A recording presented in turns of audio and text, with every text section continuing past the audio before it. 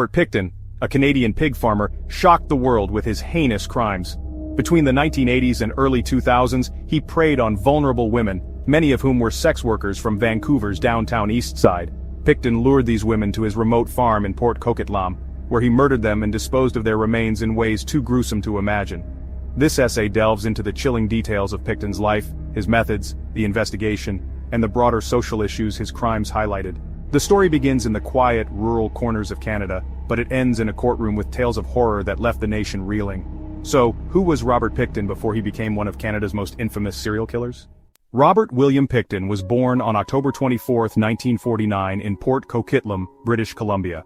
Raised on a pig farm, Pickton's early life was far from ordinary. He grew up in an isolated environment which may have contributed to his later actions. His family was known for being reclusive and eccentric, traits that young Robert seemed to have inherited.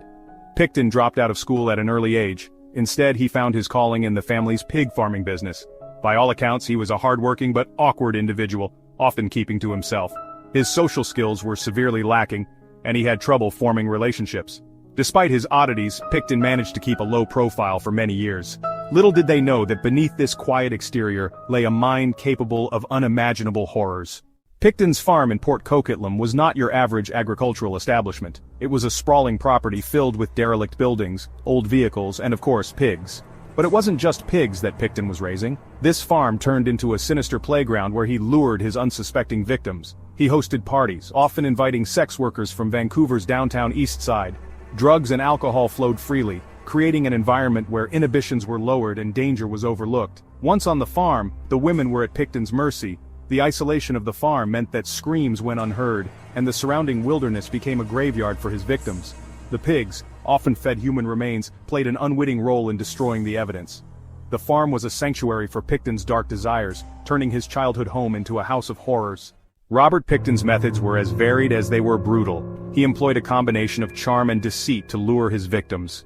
Once they were on his farm, far from the safety of the city, Pickton's true nature came to light. He used a variety of tools and weapons, adapting his methods to suit his twisted desires. Pickton often relied on his familiarity with butchering pigs to dispose of his victims. This grim efficiency allowed him to operate undetected for years. His methods weren't just about killing, they were about control and domination. He subjected his victims to unspeakable torture before their deaths. The sprawling property meant that bodies could be hidden or disposed of without arousing suspicion. The pigs played a significant role in his disposal methods, consuming remains and leaving little evidence behind. Pickton's knowledge of animal butchery allowed him to dismember his victims with chilling precision. The investigation into Robert Pickton's activities began slowly. In the 1990s, reports of missing women from Vancouver's downtown east side started to trickle in. These women were often marginalized, making it easy for their disappearances to go unnoticed by the broader public. However, as the number of missing women grew, the authorities began to take notice. The Vancouver Police Department initially struggled to connect the dots. It wasn't until 1997, when Pickton was charged with attempted murder of a sex worker who managed to escape, that the investigation gained momentum. Unfortunately, due to a lack of evidence, those charges were stayed. Despite this setback, the police continued their investigation. They started to look more closely at Pickton and his activities on the farm. Tips from the community and ongoing surveillance provided crucial insights. In 2002, a search warrant was executed on Pickton's farm, initially looking for illegal firearms. What they found was far more horrifying. When the police executed the search warrant on Pickton's farm in 2002, they were unprepared for the horrors they would uncover. What started as a search for illegal firearms quickly turned into one of the most significant criminal investigations in Canadian history. The initial discovery of human remains and personal belongings set off a chain reaction that would eventually expose the full extent of Pickton's crimes. The search of the farm was exhaustive. Forensic teams combed through the property, uncovering evidence piece by piece. They found partial human remains, some of which had been processed in the same manner as the farm's livestock. DNA evidence linked these remains to several of the missing women from Vancouver's downtown east side. The sheer scale of the discoveries was staggering. The process of identifying the victims was painstaking. Advanced forensic techniques, including DNA profiling, played a crucial role in identifying the victims and linking them to Pickton. The discovery of human remains marked a turning point in the investigation, providing the concrete evidence needed to bring Pickton to trial. Robert Pickton's trial was a media sensation, capturing the attention of the public and the press. The proceedings began in January 2006, and the courtroom became a theater of horror as the details of his crimes were laid bare. The trial lasted for over a year, with each day bringing new revelations about the extent of Pickton's depravity. One of the most significant moments in the trial was the presentation of forensic evidence. DNA analysis linked Pickton to the remains of multiple victims, providing irrefutable proof of his guilt. The prosecution also introduced evidence of personal belongings found on the farm, further tying Pickton to the missing women. The testimony of survivors and witnesses added another layer of horror to the trial. In December 2007, Pickton was found guilty of 6 counts of second-degree murder, and he was sentenced to life in prison without the possibility of parole for 25 years. His trial and conviction brought a sense of justice to the victims' families, but the scars of his crimes would linger for years to come. The charges against Robert Pickton were extensive and horrifying. Initially, he faced 26 counts of first-degree murder, but this was later reduced to 6 counts of second-degree murder, with the possibility of more charges being added later. One of the most gruesome aspects of the case was Pickton's method of disposing of his victims. He confessed to an undercover police officer that he had mixed the remains of his victims with pork meat and distributed it to unsuspecting customers. This revelation sent shockwaves through the community and added an extra layer of horror to his already heinous crimes. The testimony of forensic experts provided chilling insights into Pickton's methods. They described how he butchered his victims with the same precision he used on his pigs, leaving little evidence behind. The discovery of personal items belonging to the victims on the farm further cemented his guilt. Pickton's demeanor during the trial was another disturbing element.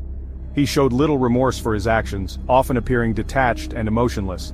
The trial concluded with a sense of closure for the victims' families, but the details of Pickton's actions would haunt the public consciousness for years to come. The Robert Pickton case did more than reveal the actions of a single, deeply disturbed individual. It also highlighted significant systemic failures in addressing the needs of vulnerable populations.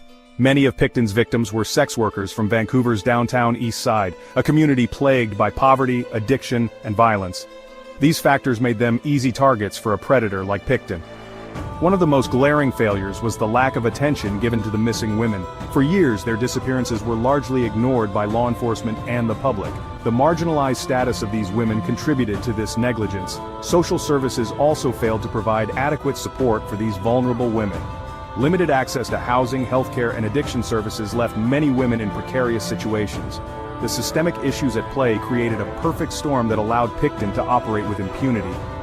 The Pickton case underscored the need for a comprehensive approach to addressing the issues faced by marginalized communities.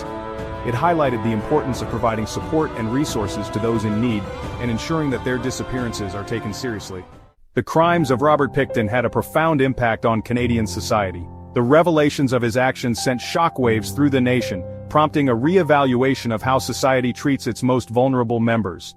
One of the most significant responses was the creation of the Missing Women Commission of Inquiry. This commission was established to examine the systemic failures that allowed Pickton to continue his crimes for so long.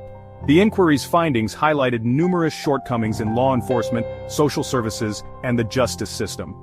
These revelations prompted changes in policy and practice aimed at better protecting vulnerable populations. The case also sparked a broader discussion about the treatment of sex workers in society. Advocacy groups used the Pickton case as a rallying point to push for changes in how sex work is regulated and how sex workers are treated by law enforcement and social services. The impact of Pickton's crimes extended beyond policy changes. It left a lasting scar on the community, particularly in Vancouver's downtown east side. Memorials and vigils are held regularly to honor the victims and to remind society of the importance of protecting its most vulnerable members. The case of Robert Pickton is a harrowing tale of cruelty and neglect. It exposed the depths of human depravity and the systemic failures that allowed such horrors to occur. The lessons learned from this case are many and varied, but they all point to the need for a more compassionate and proactive approach to addressing the needs of vulnerable populations. One of the most important lessons is the need for vigilance. The disappearances of marginalized individuals must be taken seriously from the outset. Law enforcement and social services must work together to provide support and protection for those at risk. This includes better coordination and communication between agencies, as well as a commitment to taking every report of a missing person seriously. Another key lesson is the importance of addressing the root causes of vulnerability. Poverty, addiction, and lack of access to services create an environment where individuals are more susceptible to exploitation and violence.